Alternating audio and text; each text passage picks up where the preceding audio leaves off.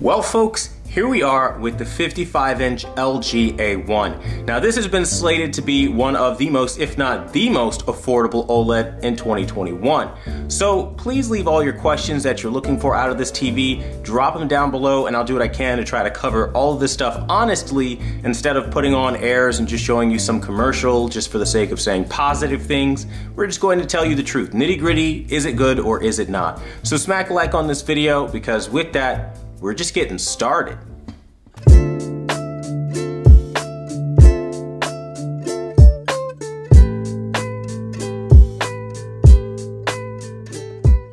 So the first thing we gotta do, snip the straps, and that's what we're gonna do. Just gonna push this in here, snip it like so, and there we go. Now one of the things that may be a little bit more obvious to some is that there is absolutely no graphics on the box. This is in line with them, again, scaling down the product presentation because, you know, you're not paying as much. Now this TV did run over $1,700 after taxes at this point in time. So, I mean, maybe when sales come out, it'll be lower, but for that price, they could throw graphics on the box. But even still, they did do more than Sony did on their $3,000 television, so I guess we can't be too picky here. But if the product presentation is any representation on what we're going to be seeing, I expect to see quite a few downgrades from the C1 and even the BX from last year. But we'll see what we have when we dive into things. So now that we got the top off, one of the things you guys can clearly see is that we've got the same kind of wrapping that we had last year. There's nothing too fantastic or anything. You just got this right here, which is, again, awkwardly placed. Usually it's at the top where you can just easily unravel it, but this is coming in from the side. So I don't know what the thought process was with making the opening at the side versus the top, where you could easily just slide it down. I don't know, maybe they're thinking it'd be easier when you have it face down, you could just pull it out from the side versus having to go from the top. I don't know, but either way, it just seems a little annoying, but that's just a little personal gripe there. The product packaging is pretty minimal, as you guys can see. One thing I do notice is that they took a very unique position here, as you guys see with the stand. It's now just these weird little feet. So yeah, that's kind of an LG first when we're talking about an OLED. Usually you have a base and a stand that's more premium, where now we're definitely seeing the more entry-level feet. Again, product presentation tells you how the product is going to be packaged and presented. And this is definitely a step down from the B10 from last year, 100%.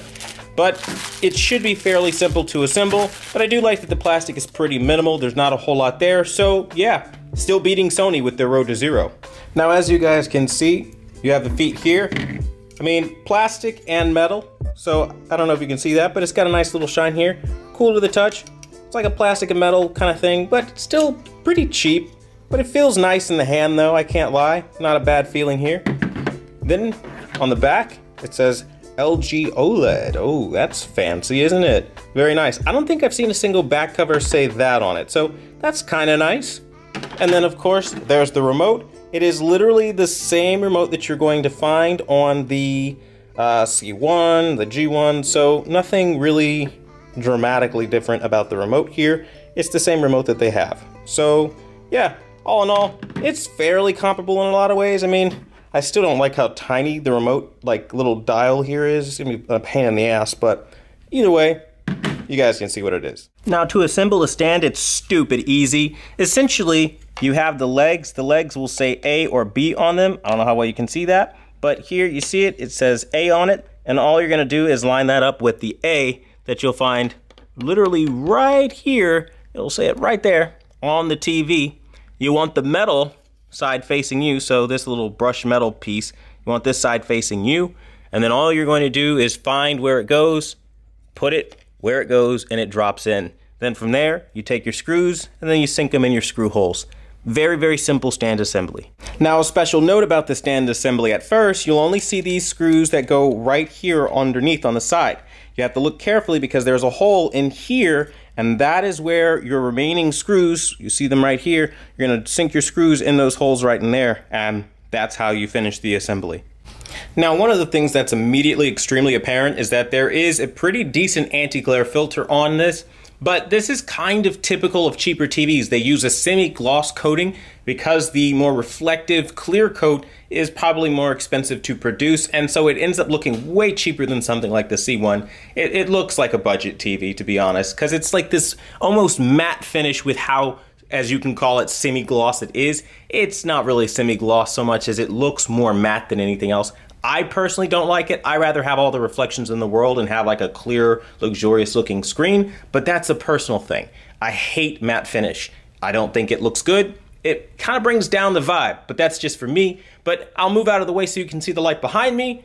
As you guys can see, it's on, but you can't see the environment too well behind it, so the anti-glare is doing better, and if you are somebody looking for an OLED in a brighter room, as you guys can see, I'm moving around, but you can't really make out too much. So again, it's doing its job how it needs to, I suppose, but it's just, I don't know, it's not really my thing, so yeah. Now, if you are wondering, no, you do not have a single HDMI 2.1 port on this television, and it looks as though you only have 2 HDMI ports. I think there's a third one right here on the back, and I think that's where it stops. You have the HDMI port 3 right there, but LG clearly went out of their way to downgrade this from the B10 and to make it very clear you are buying a cheap OLED.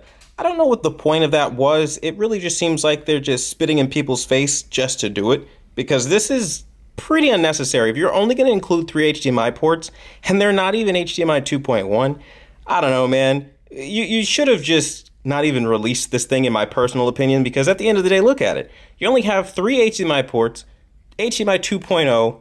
You're already getting less than what you'd get from every other brand, literally, and you're paying over $1,700 right now after taxes to do it. I don't know. That doesn't really seem like a fair trade if you ask me. All right, so now we're going to turn on the LG for the first time. We're turning it on, and they're going to take us to the main screen. But I don't know, man. I'm really feeling a type of way that there are only 3 HDMI ports on this LG OLED, and they charged over $1,700 after taxes for the 55-inch. Let's be clear, when you get 3 HDMI ports and they're only HDMI 2.0, not even the new thing, which is the 2.1 standard, you should be paying $600 for a TV like that. And the fact that LG is charging more simply because it's OLED, it's disrespectful. Let me put it to you this way. This TV is so shit already, and I haven't even gotten to the picture quality. It could be better, but the presentation is so shitty already that LG wouldn't even put their name on this shit. You can look anywhere you want. You won't find LG OLED on the stand anywhere or on the screen or on the bezel like you typically would find with other TVs. Like on the stand, on the C1, and even on somewhere on the G1, you're gonna find LG OLED. The only place you find LG OLED is on the back of this TV, where nobody can see it because LG's clearly ashamed of this TV. Okay. That's the way it feels. Whether that's reality or not is irrelevant because that's what it feels like. So, as you do all that stuff, I went through a couple of slides here. This thing is so annoying, this auto voice thing. I hate it. I don't know why they keep doing it. It's so irritating. But either way, you've got TV or mobile with how you want to set up. So I'm going to set it up via TV, and then now they're going to ask me for all this information that they don't really need to know, right? So time zone, New York, and then we're going to go to the next. So after you go through and you skip a couple things, I skipped my personal information stuff like the zip code and all that stuff, and then it'll ask you about your Wi-Fi settings, and then it will just tell you that there are no devices connected. If you want, you can turn them on and all that good noise, which we'll probably get to later on. And then it asks you if you have cable or over the air. I don't have that service, and then move on to the next. Then again, they're asking more personal information. I thought we already got past this, but they've done this on other OLEDs. It's just annoying. I hate doing this. So I'll input my zip code and then come back. Now they want to know if it's stand or wall mounted. It's obviously stand mounted. It's on a stand, so that's what we're going to select. I'm doing AI Picture Pro. It's not even the Pro, it's just the AI Picture. So we're gonna go to AI Picture, and then we're gonna go to AI Sound, and then we're gonna move on. I saw a lot of over sharpening on that little test image, so this TV definitely is gonna need some work. And then it says first use completed. And then we're pretty much done with that initial setup. It'll probably take us to a static-y screen for over the air. And yes, that's what it did. Now once you're finished with all the prompts, It'll then take you to the Xbox dashboard if you choose to go there. And then you can set your device. As you guys see, I have Xbox One. It already knows it's an Xbox One console, so there's nothing really I have to do there. Looking at the picture quality out of the box, just kind of giving you guys a little idea of what this TV looks like. It's overly cool. This is very typical with LG OLED. There is a good amount of black crush that I am noticing and some shadowy areas. Like now that fence is just really dark. We are talking about out of the box picture quality, but it's important to note when you're watching TV comparisons and they're telling you how great everything is, this is what they're doing. I kid you not. Go back and watch every review you've ever watched about an OLED that you thought looked really good. Their image is going to look dead, black crushed, and washed out like this because they're playing with you. They're telling you that these TVs are the best year in, year out, albeit not even trying to set anything correctly. So if you do that, it's going to look really crappy. Now, people glow just to glow because they know there's money in it. Manufacturers pay a lot of money out to people to, again, give them favor and promote or market a television.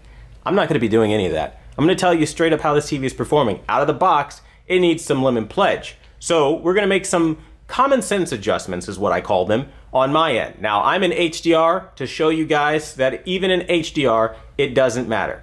Now, the first thing I like to do with any LG OLED that's modernized, that's one of the newer ones that have come out, go into settings, go into AI service, and make sure AI options are turned on. AI picture and AI sound if you don't use a sound bar. I don't use AI brightness because I really don't like it. Now, again, this isn't the AI Picture Pro, so that's one of the step downs that you are going to experience. You're not going to have the top of the line processing, so some things will probably be amiss, but we will have to investigate all that stuff. Okay, so then we go into our advanced settings, if I can ever get it open again, and we got it. I can't kid you not, I keep mispressing things because sometimes my finger slips because of how tiny this little new redesign of the remote is. So the first thing I like to do is go into clarity. There's a lot of stuff on that I don't like for example, sharpness at 25, I don't need it up that damn high. I will start with sharpness at maybe 10 to 20, but I'll leave it at 20 since I don't see any major problems after doing that. Super resolution, I like to crank that to high because then that lets me turn down the sharpness even lower. And I think I can get away with as low as, I think honestly, 13 to 12 to 13. I'll leave it at 13, that looks pretty good. It's kind of the same as the other LG that we were working on, which is the C1. And I like to go to smooth movement. It usually cleans itself up nicely after that. There is a good amount of judder though that I did notice as the honey is dropping. Okay, so then what are we gonna do from there? Let's go into our color options. I'm not gonna fine tune anything. I don't need to do that yet. As you guys see, they start off at 65 color, so even with high color and native color gamut, it ain't really doing much. And again, this is an HDR standard user. Not really digging it, you know what I mean? But again, that's just out of the box what it looked like. With even some slight adjustments, I'm not feeling it, right? Now I went to source, I didn't mean to do that. I meant to open up my, my settings here. Just kind of give you guys an idea.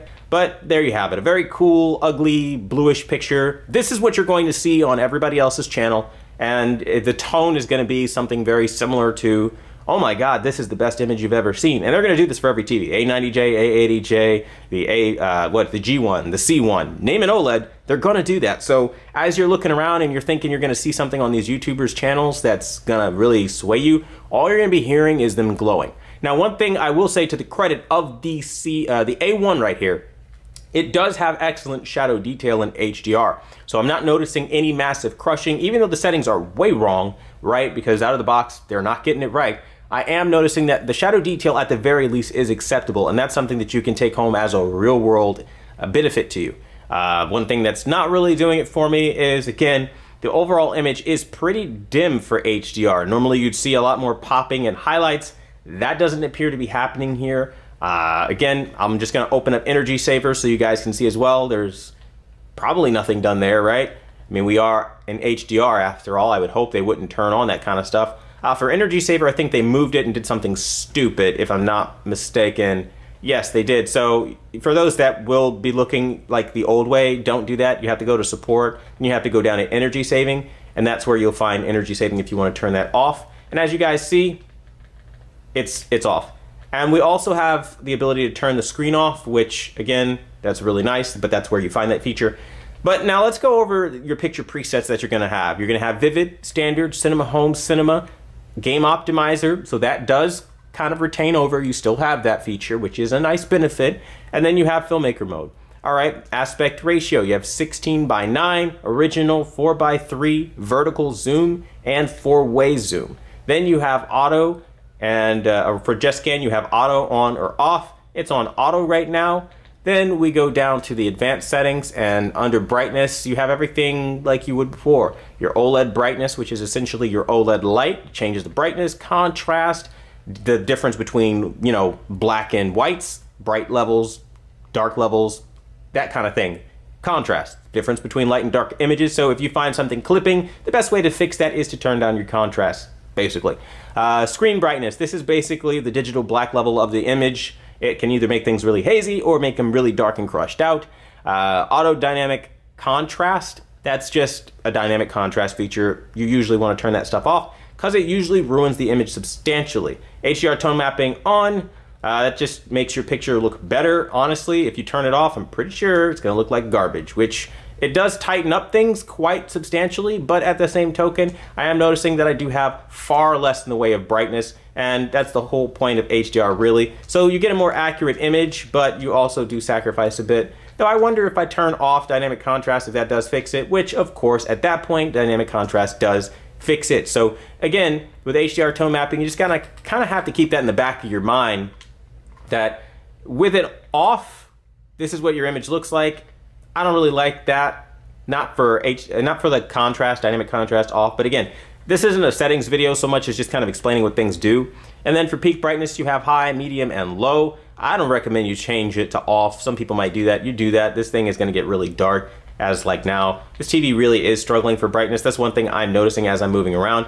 Gamma is grayed out in this HDR mode. I don't have any idea as to why that is. You have auto black level, which is basically your RGB full or your RGB limited. So again, if you know you need that, adjust it. Otherwise, leave it alone. Eye motion care, just some more gimmicky stuff that I never really noticed a big difference with. Anyway, your color values, your tint, your color gamut, which is native and auto select. You can't really do anything outside of that, which is unfortunate. You can fine tune it this year. You have medium upgrade. I mean, they just changed the words on old technology, to be honest. If you turn it off, it'll probably look better anyway. Medium is probably oversaturating the picture. That's usually what LG likes to do to give it more pop. And then for white balance, you have cold 20, big surprise, something that looks like garbage, which is why it's overly ugly. And out of the box, that's why most of these things are gonna look really bad. So if you are a professional or even an enthusiast, you have a 10-point and 20-point adjustment that you can make here for the white balance. So again, you do have options. Under clarity though, you have sharpness 13, super resolution can go to everywhere from off to low, medium, and high. Then we've got noise reductions, right? You can do everything that you could do on the other OLEDs on this one as far as that goes, so that's nice to see. And you still do have smooth gradation high, which is actually surprising because I would have sworn they would have taken a feature like that away, so I'm glad they didn't. Cinema screen, that is on right now and grayed out. I'll show you how to change that. Okay, so you have your selections here, the same as before. Under user selection, all you have right now is de-judder. So you don't have the black frame insertion. That was a stupid omission, if I'm being honest. I don't know why all they give you is the ability to add de-judder. Makes sense why motion is looking crappier than the C1. And you don't have BFI. So you did lose motion processing control and tools. Stepping you down, again, this TV should be $600 for taking something like that away. But again, if you want to access the cinema screen, you turn this off, True Motion off. Now that is not grayed out. Then if you want, you can turn it off or on, whatever the case may be for you, and then you can go to smooth movement, and there you go. That's how you do all that. Apply it to all inputs, activate filmmaker mode, reduce blue light, which we know makes it look like piss now on this screen. And that's pretty much it, right? Those are the picture options you have at your disposal, more or less. Now, for those that may be wondering, on the LG C1, C10, and other LG OLEDs, you have the ability to access a secret menu, only on things from like 2020 onward.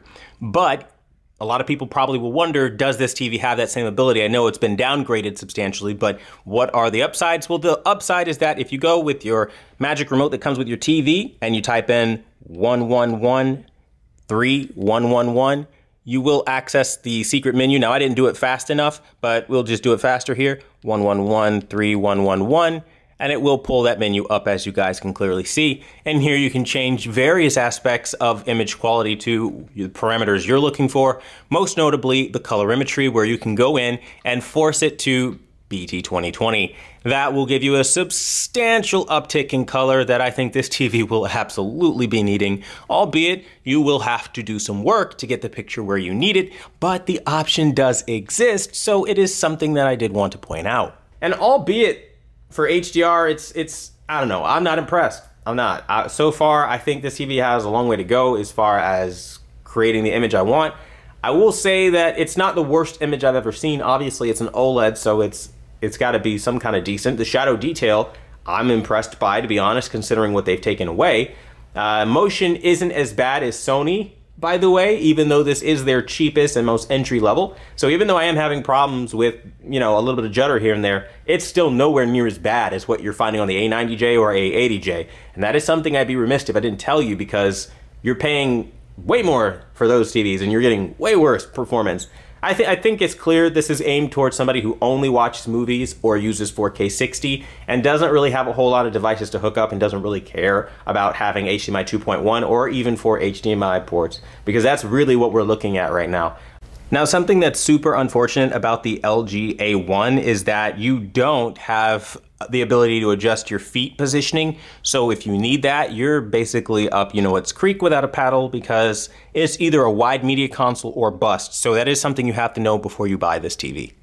Now, a really nice aesthetic touch is that when you turn off the TV, it gives you an LG OLED logo that says Life Good, exactly like you'd find on the C1, and that is luxury. I'm going to do a deep dive, but again, leave your questions down below so I can really help you guys out. I want to thank you guys so much for watching the #1 brand in honesty, and I hope this little demonstration and explanation kind of gave you an idea of what the A1 is all about. Until the next video, I'll see you guys later.